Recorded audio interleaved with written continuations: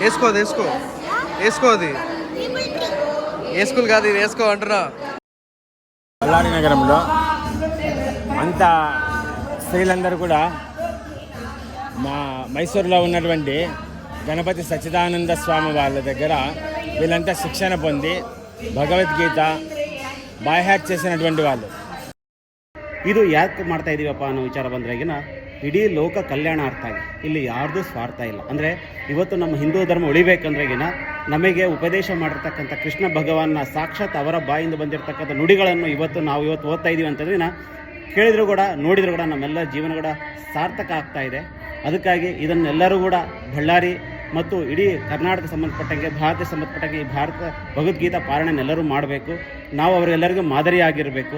ಇಂಥ ಕಾರ್ಯಕ್ರಮ ಬರೋ ವರ್ಷದಲ್ಲಿ ಇನ್ನೂ ದೊಡ್ಡದಾಗಿ ಮಾಡಬೇಕಂತ ನಾವೆಲ್ಲ ಸಂಕಲ್ಪ ಮಾಡ್ತದೆ.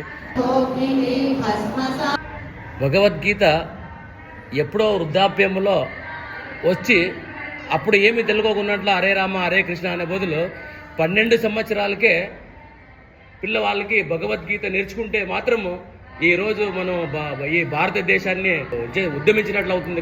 కాబట్టి ఈ భగవద్గీత 12 సంవత్సరాలకే స్టార్ట్ కావాలని చెప్పి నేను కోరుతున్నాను. అప్పుడు ఏదో ఒక చిన్న మొక్క వేశారు వాళ్ళు భగవద్గీత గురించి.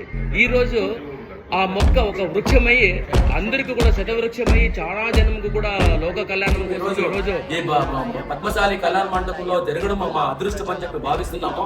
తర్వాత ఈరోజు ఈ భగవద్గీత కార్యక్రమానికి నాకు అధ్యక్షులు చేసినారు చంద్రశేఖర్ బడిగించలా.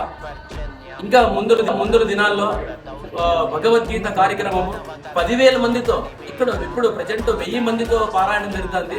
10,000 మందితో కూడా పారాయణం జరగాలని చెప్పి మా ఆకాంక్ష, మా ట్రస్ట్ పరవాగే వాళ్ళందరికీ కూడా ఇంకా ఉన్నత 10,000 మందికి కూడా మనం ఆ రోజు కార్యక్రమం చేసి బీడీ గ్రౌండ్ లో పెట్టి లోక కళ్యాణం కోసం చేస్తామని చెప్పి ఈ రోజు నేను హృత్పూర్వకంగా ధన్యవాదాలు చెప్తున్నాను.